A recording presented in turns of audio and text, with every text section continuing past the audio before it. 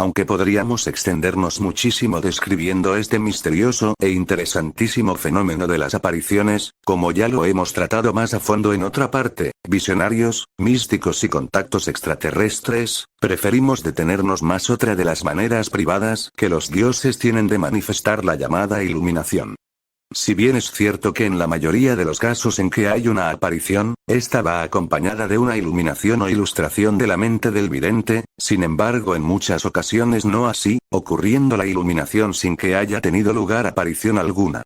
Como ya apuntamos más arriba, la iluminación puede ser repentina o puede ser progresiva. En las iluminaciones repentinas el sujeto se siente súbitamente inundado por una felicidad que empapa no solo el espíritu, sino que lo cala hasta los rincones más profundos de su cuerpo. Y junto con ese sentido de felicidad inefable, el ser humano siente su mente y su inteligencia repentinamente agrandada con conocimientos que nunca antes había tenido y de los que ahora se siente seguro. Naturalmente, el individuo relaciona lo que está sintiendo por dentro, con lo que está viendo. Y siendo tan arrebatadora la experiencia por la que está pasando, no puede menos de relacionar la persona que está viendo, con Dios o con algo que procede muy directamente de Dios.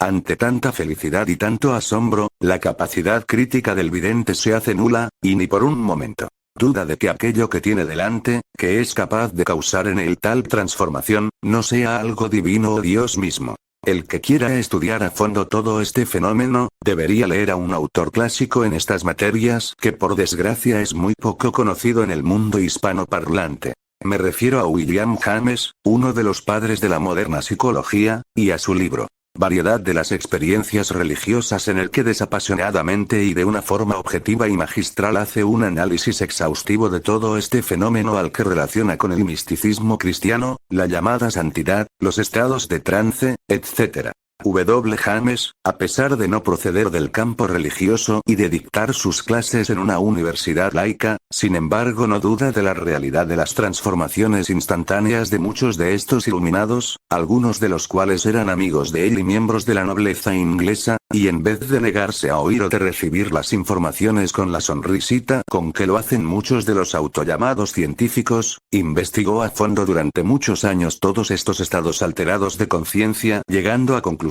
interesantísimas que es una lástima desconozcan la mayoría de los teólogos y autoridades eclesiásticas. El fenómeno psicológico de la iluminación, en tiempos pasados estaba muy relacionado con la conversión religiosa y estaba muy condicionado a la presencia o a las prédicas de algún gran predicador o santo. Hechos de esta clase abundan y superabundan en las vidas de todos los santos, y no dudamos por un momento de que en realidad haya sido así. No solo los admitimos, sino que los extendemos a ámbitos y circunstancias ajenas a lo religioso, aunque entonces reciban otros nombres. En la actualidad este proceso de iluminación se sigue dando, pero en una sociedad mucho más secularizada e independiente de la influencia religiosa, ya no está tan íntimamente relacionado con creencias teológicas y sí más con ideologías esotéricas, y filosofías orientales panteístas o cósmicas. Aunque hay que admitir que todavía, sobre todo en algunas sectas protestantes, el fenómeno de la iluminación está completamente entremezclado con lo religioso, recibiendo entre ellos el nombre de conversión, bautismo del Espíritu Santo o nuevo nacimiento.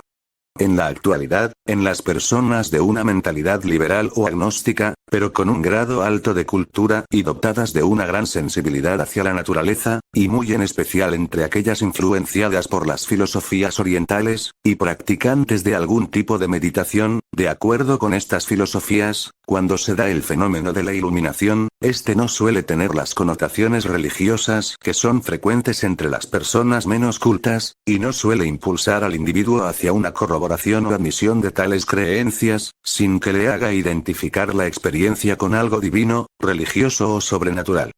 Por lo general, el individuo de estas características que experimenta la iluminación, si ve alguna entidad luminosa no la suele identificar tan fácilmente con Jesucristo o con algún personaje de la teología cristiana. Y en cuanto a la paz y felicidad interna de que igualmente se siente inundado, la atribuye más bien a una comunión con el cosmos o con la gran inteligencia difusa en todo el universo, a la que no tendrá inconveniente en identificar en último término con la primera causa. Pero en el fondo, tanto los hechos externos al sujeto como el mecanismo psicosomático envuelto en todo el proceso, son exactamente los mismos, sea que se den en el ambiente religioso o fuera de él, y lo mismo da que ocurran en seno del cristianismo o en cualquiera de las otras religiones. La iluminación, en fin de cuentas, es un fenómeno trascendente porque el ser humano salta involuntariamente la barrera hacia otras dimensiones o niveles de existencia. En realidad es forzado a saltar sin que le quede otra alternativa, ante lo que se presenta frente a sus asombrados ojos. Entre los místicos católicos nos encontramos con algunos de ellos que se resistía con todas sus fuerzas a esta invasión, aunque creyesen que provenía de Dios, de sus mentes. Pero al mismo tiempo nos encontramos con que Dios acababa siempre por vencer esta resistencia y adueñarse por completo del alma del místico. En realidad este es el fin y el motivo de todo este fenómeno. La posesión del alma del vidente. En la teología cristiana, cuando el autor de tal violación es el maligno, entonces no hay inconveniente en llamarle claramente posesión diabólica. Pero cuando la misma violación es practicada por Dios, entonces se le llama éxtasis o arrobamiento.